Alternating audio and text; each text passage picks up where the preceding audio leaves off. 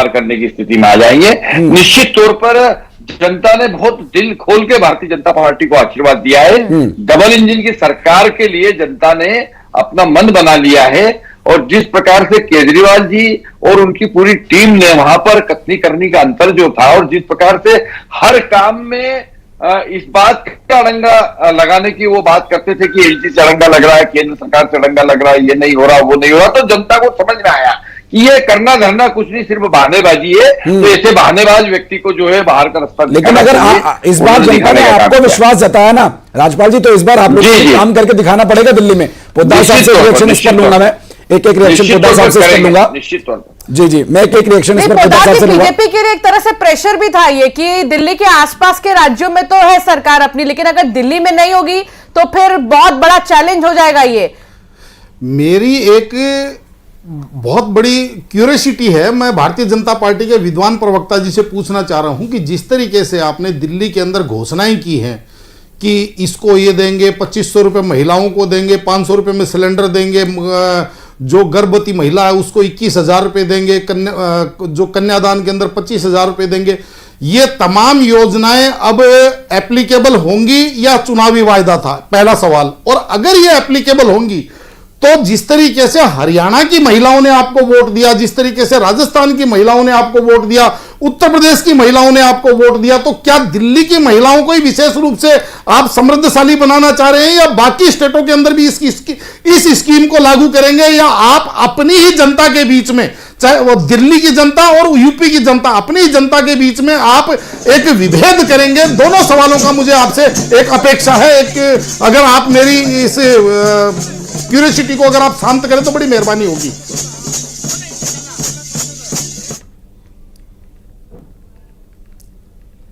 काला धन नहीं ला पाए, जो मध्य प्रदेश में 500 रुपए का सिलेंडर नहीं दे पाए, आप किनसे आशा लगाए? फिरोज भाई, 1,000 है जब उनके नरेंद्र मोदी जी के चेहरे पर ये चुनाव। फिरोज जी सुनिए, राजपाल जी कुछ कह रहे हैं, सुन लेते हैं क्या जवाब दे रहे हैं, एक बार सुन लेते हैं। मैं यही कह रहा था कि Bharatiya Janata party ideological different party है, विद पार्टी विद डिफरेंट के साथ हम एक वैचारिक अनुष्ठान को लेकर के, और वैचारिक अनुष्ठान हमारा है कि गरीब कल्याण। हमारे पंडित दीनदयाल उपाध्याय जी का जो गरीब कल्याण, जिसको कि उनकी भाषा में अगर हम कहें तो वह है अंत्योदय। उस अंत्योदय के तहत हमारा मूल मंत्र है कि हम सरकार में जब आते हैं तो सरकार हमारे लिए एक साधन होता है, और उस साधन के माध्यम से हम कहीं न कहीं अंत्योदय के माध्यम से समाज के पिछड़े शोषित वंचित लोगों का जीवन स्तर मुख्य धारा में लाने का प्रयास करते हैं। ये जितनी भी जन कल्याणकारी योजनाएं जिनके बारे में आदरणीय निरंजन जी बता रहे थे, ये सब उसी के तहत है।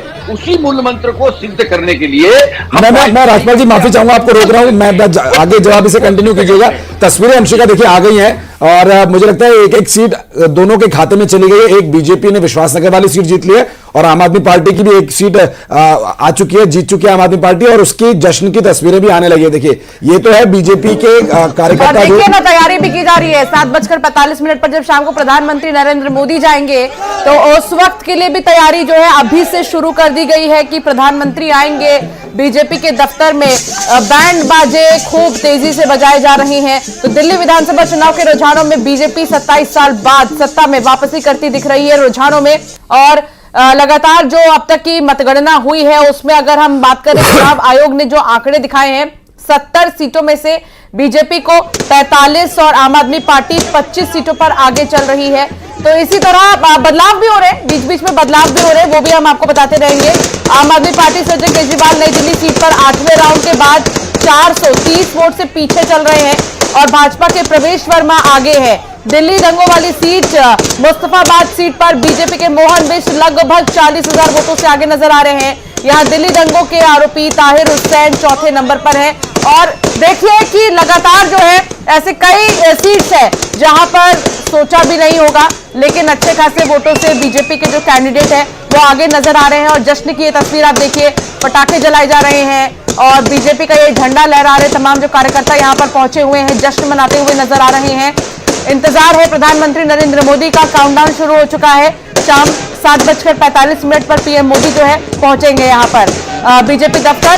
जब रूबरू होंगे तमाम कार्यकर्ताओं से वो मिलेंगे जुलेंगे। इसके अलावा केजरीवाल और आतिशी की जानकारी तो हमने आपको दे दी। बता दें कि कैलाश गहलोत बिजवासन सीट से 4000 से भी ज्यादा वोटों से आगे चल रहे हैं। चुनाव से पहले भाजपा में वो शामिल हुए थे और लगातार इस तरह जो तमाम जो सीट्स है, मुस्लिम बाहुल्य सीट मुस्तफाबाद का जिक्र भी हम कर रहे थे, जहां पर बीजेपी के कैंडिडेट सर्वे साइज जो बहुत लंबा सैंपल सर्वे होता है और उसके बेसिस पे हमें लगता है कि 50 सीटें आनी चाहिए। 50 के आसपास हम बार बार टीवी चैनल पे कह रहे थे, आपके चैनल पर भी हमने कहा है कि 50 सीटों से ज्यादा आएगी और उसके आसपास आएगी, ऐसा मैंने कई बार कहा है। खासकर ऐसी सीटों पे जहां पर आप लोग बिल्कुल डिस्कार्ड कर रहे थे, मुस्तफाबाद या ओखला, वहां पर भी मुस्तफाबाद में और ओखला में भी हम लीड कर रहे हैं। मतलब आप कह रहे हैं कि जो मुस्लिम बहुल क्षेत्र है वहां पर भी आप लीड कर रहे हैं। सब इस सेक्शन ऑफ द सोसाइटी ने आशीर्वाद दिया प्रधानमंत्री जी को, सबने विश्वास जताया प्रधानमंत्री जी पे।